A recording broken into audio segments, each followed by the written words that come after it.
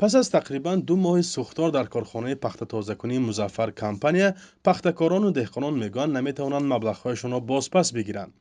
این کارخانه کلانترین کارکرد پخته در شمال تاجیکستان که به صاحبکار سلیم میرزایف تعلق دارد، صبح 25 نوامبر سال گذشته به کام آتش رفت و حاصل یک ساله صدها دهقانان قسماً نابود گردید.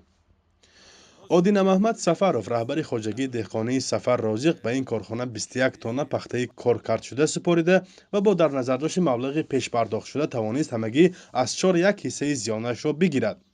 ولی او میگوید بیش از 30,000 دلار دیگرش در دست مالکان کارخانه است و نمیتواند بازپس ستاند.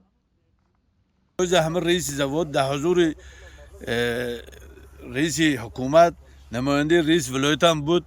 در همه حضور همونا گفت که ما 300% میتیم. گفت همه رئیس زواد سال دیگه بین 2 سال 3 سال بعد من از همه وقت بیارید اگر اول مثال من شما اینو جبران کرده میتیم.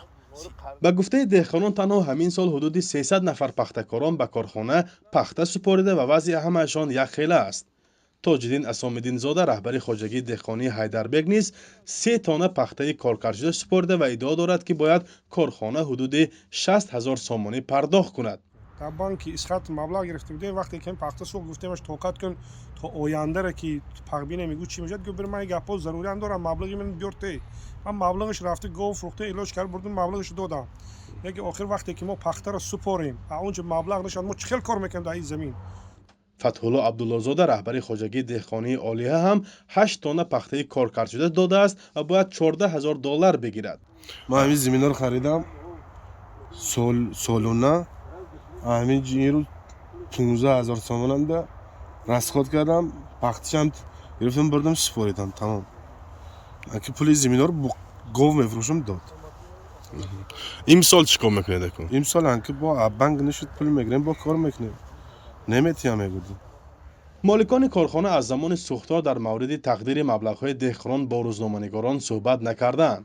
روز 10 ژانویه نیز وقتی به کارخانه آنها رفتیم گفتند که درباره شکایت دهقانان هیچ نظر نمیدهند.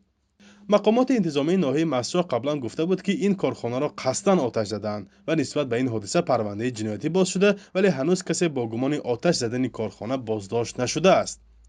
از مقامات ملیسه به رادیو آزادی گفتند که حالا از روی ماده 255 کودکس جنایتی شعبه کارهای داخلی تفتیشات را شروع کرده نفر یا نفران گمانبر را جستجو دارد.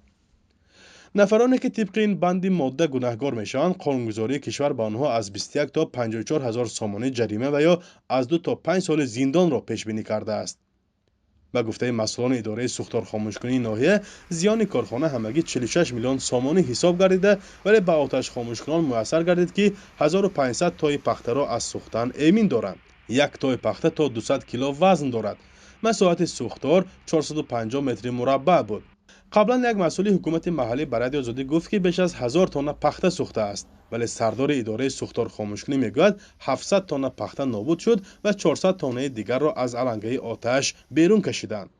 فرزان محمدی، رادیو آزادی، ناحیه مسجد.